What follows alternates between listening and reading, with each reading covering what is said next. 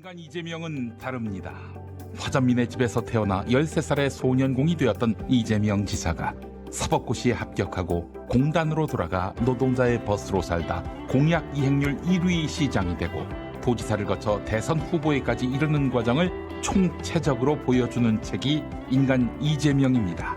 좌우 피아를 가리지 않는 기득권 세력이 상처낸 인간 이재명의 참모습. 몇 번이고 눈시울을 뜨겁게 만드는 감동적인 이야기. 소설보다 재밌는 이재명 서사의 정본. 인간 이재명을 만나보십시오. 어렵다는 것은 가능성이 있다는 것이다. 인간 이재명. 인간 이재명. 인간 이재명. 인간 이재명. 인간 이재명. 천일 릴레이 오디오북 시작합니다. 한 특별한 인간의 서사. 이재명은 신화가 되기에 충분한 서사를 가진 인물이었다. 최악의 조건에서 최상의 도전을 감행하고 성공해온 그의 서사는 아주 드라마틱하다. 서사의 세부도 매혹적이다. 화전민의 집에서 태어나 13살의 소년공이 되었던 그가 사법고시에 합격하고 공단으로 돌아가 노동자의 버스로 살다 시장이 되고 도지사에까지 이르는 과정은 수많은 에피소드와 사건들로 아로새겨져 있다. 그런데 미디어에 투영된 이재명이라는 인물은 그가 거느린 감동적인 서사와는 사뭇 달랐다. 이재명의 연간 검색어 상위 순위에 수시로 스캔들과 폐륜이 올라왔다. 여러 해를 두고 반복적으로 신문과 방송은 물론 유튜브와 같은 뉴미디어가 제기한 의혹은 이재명의 서사와 자주 충돌했다. 우리가 가장 주목한 지점이 바로 이재명의 서사와 이재명을 다루는 미디어가 충돌하는 지점이었다. 둘 중 하나는 거짓이었다. 물론 둘 다 거짓일 수 있었다. 하지만 둘 다 진실일 수는 없었다.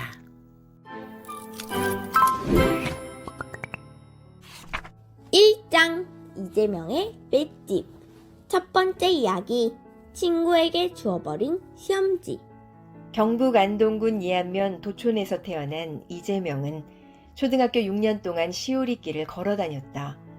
차가 다니지 않는 6km 산길이었다. 오가는데 4시간이 걸렸다. 산길을 오르내리고 돌다리를 건너 학교에 도착하면 벌써 배는 다 꺼지고 기진맥진이었다. 이재명의 초등학교 1학년 성적표는 미로 도배가 되었다. 미를 면한 건 오직 체육 한 과목이었다. 그나마 체육 성적도 수가 아니고 우였다. 5학년 때까지 운동화 한 번 신어보지 못한 그였다. 성적이 미투성이었지만 그는 신경 쓰지 않았다. 그의 성적표에 관심을 가지는 사람은 아무도 없었다. 좀 잘 본 시험지가 있으면 자기 이름을 지우개로 박박 지우고 시험을 못 봐 울상이 된 친구에게 줘버렸다. 집에 돌아가 혼이 날까봐 겁을 먹었던 그 친구는 시험지를 바꿔준 이재명에게 건빵을 주기도 했다. 배가 고팠던 이재명에게 건빵은 최고의 간식이었지만 정작 부럽고 탐이 난 건 건빵이 아니었다. 그 친구에게는 자식의 성적에 신경을 쓰는 부모가 있었다. 이재명의 아버지는 그가 3학년이던 해에 마지막으로 남아있던 밭을 팔아치우고 서울로 떠났다. 땅 한 평 없는 도촌에 남은 어머니는 혼자서 자식 5을 키웠다. 날마다 남의 밭에서 일했다. 이른 아침부터 해가 저물 때까지 남의 일을 해주고 어머니가 받아온 보리쌀이 그들의 주식이었다. 꽁보리밥도 호강이었다. 자주 보리쌀마저 부족했다. 어머니는 벼와 보리를 찌으면서 생긴 겨를 얻어다 곁떡을 쪄주었다. 까칠까칠한 겨가 목구멍에 걸려 잘 넘어가지 않았다.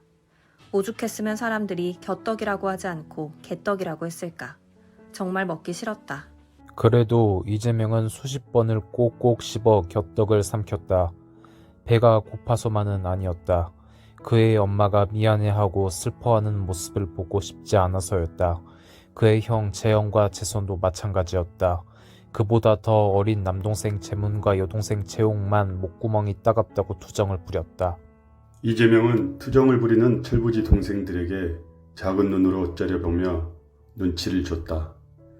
니들 엄마를 슬프게 하면 혼나? 엄마 몰래 종주먹까지 쥐어보이는 이재명에게 밀린 동생들은 마지못해 우물우물 씹은 곁떡을 물과 함께 삼켰다. 9살의 이재명은 아버지가 떠난 집에서 곁떡을 씹으며 벌써 알아차렸다. 자신은 어차피 중학교에도 가지 못할 것이었다. 그러니 공부 따위는 아무리 잘해봐야 소용없었다. 잘할 수도 없었다. 학교에서 가져오라는 크레파스 도화지 같은 준비물을 챙겨간 적이 한 번도 없었고 번번이 회초리를 맞았다. 그는 같은 반 친구들이 모두 풍경화를 그리러 나간 학교에 혼자 남아 화장실 청소를 했다. 할미꽃 뿌리를 변기에 다져 넣으면 구더기가 줄어든다는 것을 그는 10살에 알게 되었다. 미술 시간만큼이나 싫은 것이 온갖 강조기간이었다. 불조심 강조기간, 간첩 신고 강조기간, 쥐잡기 강조기간. 수도 없는 강조기간이 이어졌다. 대체 그 산골에서 누가 본다고 강조기간마다 바꿔가며 문방구에서 파는 리본을 사서 달아야 했다. 하지만 이재명은 어머니에게 말도 꺼내지 않았다. 어머니가 이웃집으로 돈을 빌리러 가게 만드는 것보다는 자신이 매를 맞고 벌을 받는 것이 나았다. 벼 이삭과 보리 이삭 줍기도 싫었다. 말이 이삭 줍기지 있는 집 아이들은 다 자기 집에 있는 벼와 보리를 퍼왔다. 이삭을 줄 논밭 한 평 없고 식구들이 먹을 양식이 모자라는 줄 뻔히 알면서 벼와 보리를 달라고 어머니에게 손을 내밀 수는 없었다. 이재명은 그냥 선생님에게 얻어 터지는 쪽을 선택했다. 어머니의 일을 돕느라 미아 작업에서 빠진 그는 선생님에게 뺨을 27대나 맞았다. 27대, 뺨 맞은 숫자는 같은 반이었던 팔촌 이재환이 세어줘서 알았다.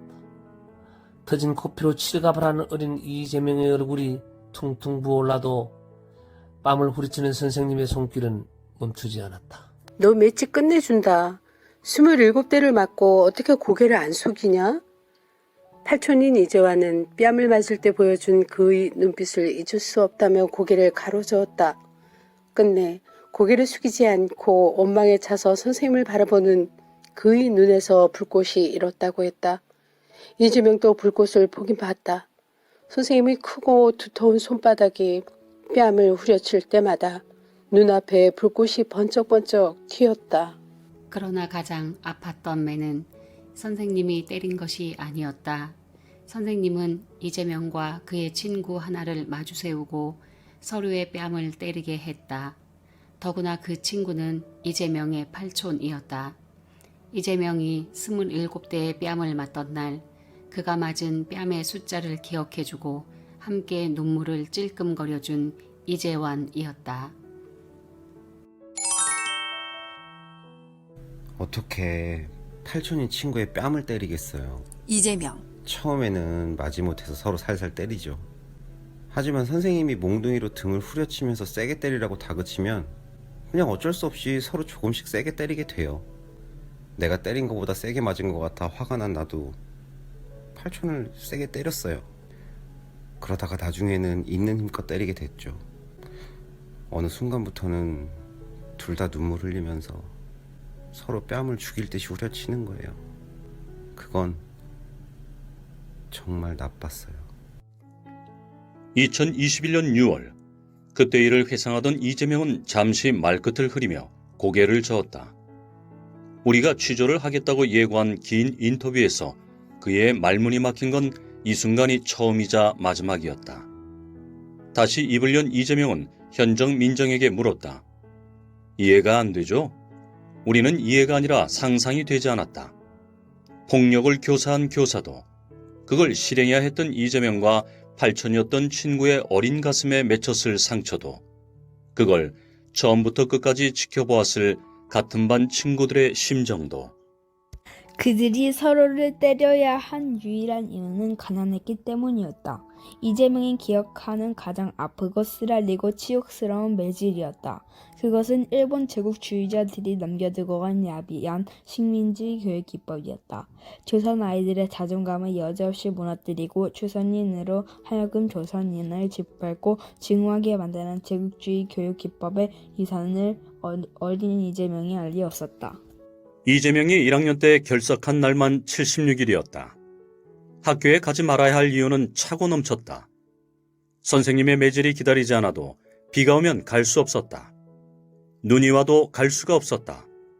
매와 벌은 싫었지만 학교 공부는 재밌고 친구들과 노는 것은 좋았다. 학교에서 무엇보다 좋았던 곳은 도서실이었다. 교무실 옆 도서실에 있는 문교부 지정 어린이 권장 도서를 그는 모조리 독파했다. 암골왕과 지하세계 해저 이말리는 그의 현실을 모두 잊게 해주었다. 암골왕은 단연 최고였다. 악당들의 모함에 빠져 한번 들어가면 죽기 전에는 나올 수 없다는 섬의 무시무시한 감옥에 갇힌 주인공 단테스가 목숨을 건 탈옥을 감행할 때 이재명은 작은 주먹을 움켜쥐고 열렬히 단테스를 응원했다. 피눈물 나는 노력 끝에 탈옥에 성공한 단테스가 몬테크리스토 백작에 대어 악당들을 차례로 물리칠 때는 어린 이재명도 통쾌함으로 몸을 떨었다. 자기도 언젠가는 통쾌하게 성공해 너무나 고생하는 어머니를 행복하게 해주고 싶었다. 작은 시골 마을에 사는 쌍둥이 남매의 기발하고 유쾌한 장난과 모험을 그린 지하세계에서 배운 방법을 응용해 친구들과 장난을 치고 가족들을 웃기기도 했다. 등굣길에 길가에 벌집을 갑자기 쑤셔 뒤따라오던 아이들이 벌에 물려 학교에 가지 못하게 만들기도 하고 추운 겨울날 징검다리에 물을 끼얹어 모르고 따라오던 친구들이 미끄러지게 만드는 악동짓도 했다. 책에 나오는 이야기를 써먹을 수 있다는 것을 알게 해준 첫 번째 책이 지하세계였다. 네모 선장과 노틸러스호의 경이로운 탐험기인 해저 이말리를 읽으며 그는 무한한 상상의 날개를 펼쳤다.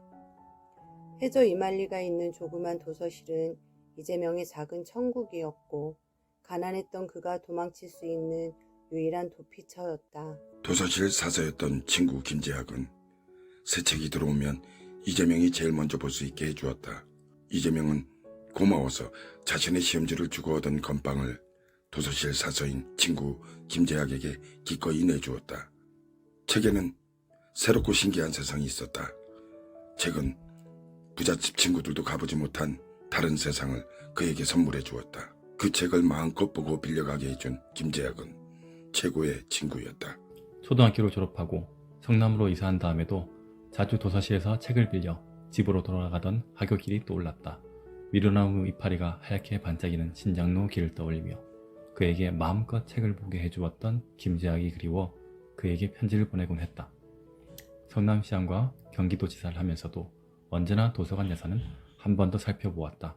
돈으로 꿈을 사줄 수는 없지만 책은 사줄 수 있다는 것을 그는 알았다.